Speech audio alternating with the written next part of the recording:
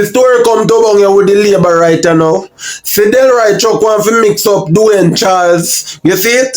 Yeah. But see him start knocky pam pam pam Andrew Holness now. We show you how the whole Labourite Party, all of them are thief and corruption. Eh? Delroy Chuck, let me tell you this. You know time a come. Me say the whole of you know time a come when a Labourite. The only corruption I come to light you now. The people in Jamaica soon find out. You, Mr. Andrew Holness and Delroy Chuck. Remember me tell you, many more than a Labourite Party if you come. Delroy Chuck, me the rank here. Think them. Think them, Delroy Chuck. Think them. Uno time a come. Yeah, me tell you so no time a come. Watch and see. And me see some look claffy in a Labourite, a centret, and a talk about what they may do. Let me tell you this. You have to owe me that. But me tell you this. You whole Labourite Party, you all know a thief and corruption. All you know. That me I tell you now. All who run back Andrew Holness because they want 1 pound of rice and 1 pound of flour and thing. Eh? Hungry will kill you now. Can't you let's not go none. You have got thief with him.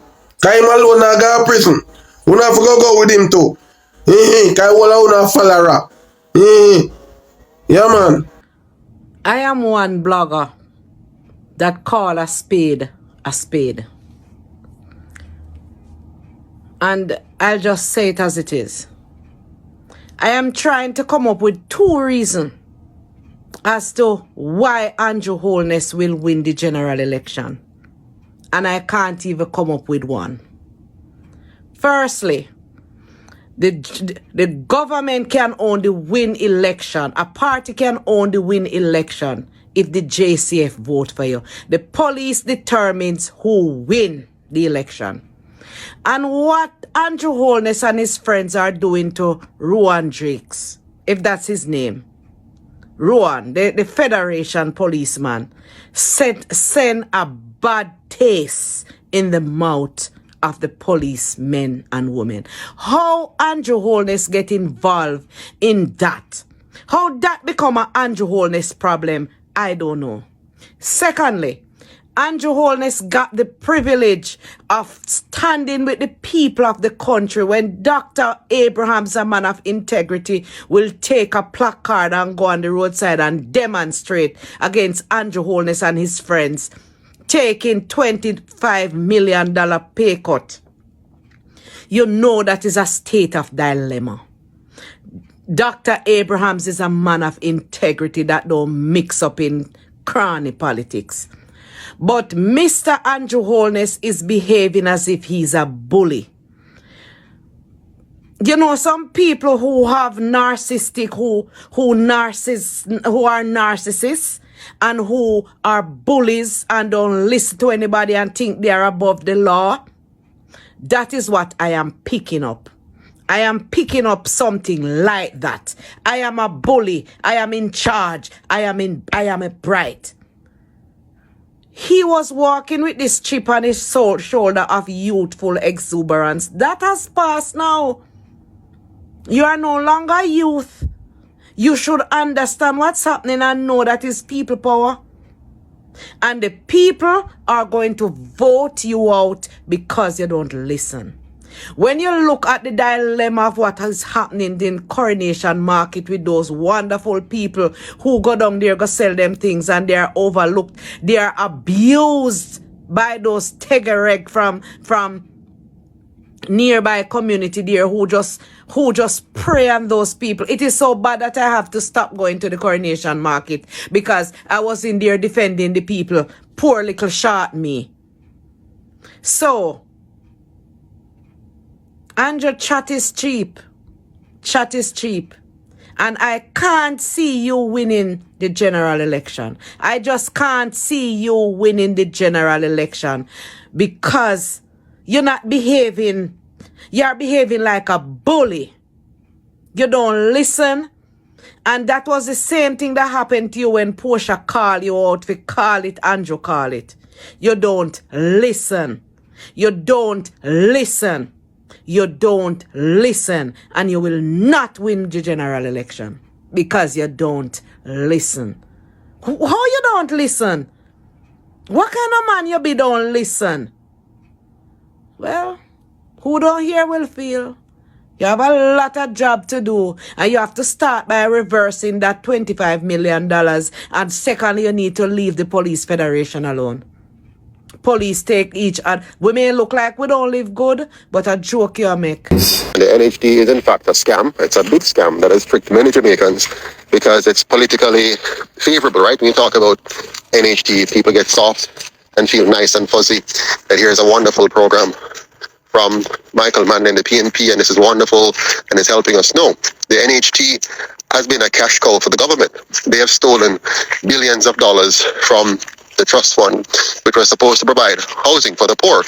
Instead, it's not providing housing for the poor. It's providing housing for some at the expense of others. So the poor, 75% of the fund contributors don't benefit, while 25% benefit. And I mean, I know there are people who will hear my voice who have benefited, like my mother has benefited. She was a big PNP supporter, and she benefited from it. And it's not even a benefit because she has been, misled. The truth is, she only gets to borrow back her own money and the monies of other poor people, and then she has to pay it back with interest when the government had taken that money out of her pay in the first place. But 75% of contributors will never get anything out of the fund that they have contributed to. And when this money is returned to them, it's returned to them in a diminished form because it would have been devalued by inflation and devaluation of the dollar. So they're still worse off, even if you get back the so-called monies that you contributed sometime later. So it's really a scam. It's a scam that gives politicians political mileage, makes people feel like they're getting something good, while in fact they're ripping off the people, ripping off the nation, particularly poor people. So the poor suffers the most from the NHD because most of the poor will never qualify for a home. It's a trick. It puts money in the hands of developers and also the big banks, because then you have to top up the NHD loan amount by borrowing from the big banks, and that helps them to qualify and so on. And the bank makes billions of dollars. That's why no matter what's happening in Jamaica, no matter what the challenges are, the big companies and big banks are always making billions in profits, and you can't see the poor people gaining any grounds in the process. It's all a trick. That's why they love the poor, because the poor are ignorant and even arrogant and just can't see what is being done to them while they're being screwed every day by these two political parties. So point number 2, we're going to create a modern police service. This is very important. We have to move away from what we currently have, the police force, and we have to create a police service. We have to reorient the police and the army to make sure that they realize who they're really here to fight for, enemies. The people of Jamaica must never be regarded as the enemy. And so the police and the soldiers must know that they're working for the people. They're not working for the politician. And so we want to have laws in place and structures in place and training in place that brings our police to a proper understanding of the law. And so the days where the police mistreat citizens, abuse citizens, disrespect citizens, those days need to be behind us quickly. And the UIC government is going to see to that. Those police officers who need significant rehabilitation will get it, because we cannot afford to have a situation where the people are afraid of their police. And when it comes on to the soldiers, we want to make sure that we turn that into a significant border control. For example, if guns and ammunition can't come into the country, then the criminals can't get them, right? Okay?